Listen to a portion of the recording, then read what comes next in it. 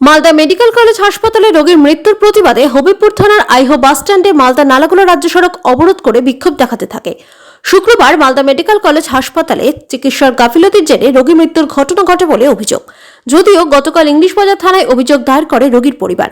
জেলা পরিষদের সদস্য তারাশঙ্কর রায়ের অভিযোগ, মালদা মেডিকেল কলেজ হাসপাতাল থেকে রোগীকে বেসরকারি নার্সিংহোমে নিয়ে যেতে বলেন মালদা মেডিকেল কলেজ হাসপাতালের ডাক্তার। নার্সিংহোমে নিয়ে গেলে দেবাশিস ধর নামের ডাক্তার সেখানে রোগীর পরিবারের কাছে 30,000 টাকা চাওয়া হয়। সেই টাকা দিতে না পারায় রোগীকে ভর্তি না হয়নি। বাধ্য হয়ে পুনরায় মালদা মেডিকেল কলেজ হাসপাতালে ভর্তি করা হয়। সেখানেই রোগীর মৃত্যু হয়। স্বাস্থ্যসাথী কার্ড থাকলেও কেন চিকিৎসা হয়নি, এটাই সবচেয়ে বড় প্রশ্ন প্রশাসনের কাছে। ওই রোগীর নাম চঞ্চলা মুর্মু, বয়স 26, বাড়ি মালদার আদিবাসী অধ্যুষিত হবিবপুর থানার ভারত বাংলাদেশ সীমান্তবর্তী শীর্ষী এলাকায়। ঘটনাস্থলে হবিবপুর থানার আইসি শোভন কর্মকার সহ থানার বিশাল পুলিশ বাহিনী। হবিবপুর থানার আইসির সামনে মালদার নালাগোলা রাজ্য সড়কের উপর জেলা পরিষদের সদস্য তারাশঙ্কর রায় হাঁটু গেড়ে হাত জোর করে ডাক্তারের বিরুদ্ধে কড়া আইনত ব্যবস্থা নেওয়ার আবেদন জানান।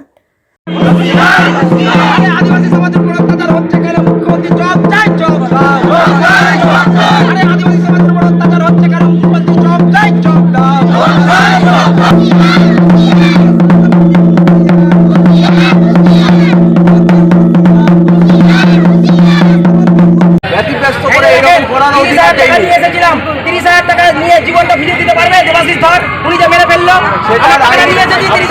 আবার আমি বলছি জোরাত করছি সাহেব, নিজেই বলবেন না আমাদের বলেন বলেন আপনি যেটা বলবেন সেটা শুনছি সাহেব, বলেন হাত জোর করছি আপনার কাছে বলেন। প্রত্যেকে শুনতে পাচ্ছেন আমার কথা? শুনতে পাচ্ছি। ঠিক আছে বলেন, আমার কথা শুনতে পাচ্ছেন তো? আপনারা যেটা বিচার চাইছেন, এটা বিচার চাওয়ার এইরকম ভাবে বিচার চাওয়া যায় না। একটা আইন কাউকে মানানোর জন্য আর একটা আইন ভাঙা যায় না।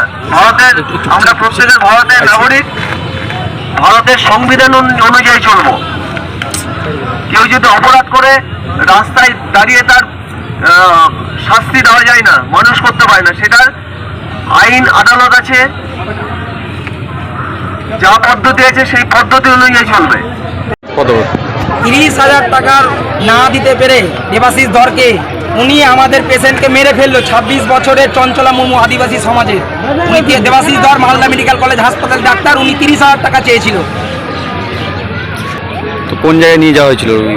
আজকে দেবাশিস ধর উনি 30,000 টাকা চেয়েছিল আদিবাসী সমাজের মেয়ে চঞ্চলা মুর্মুর কাছে।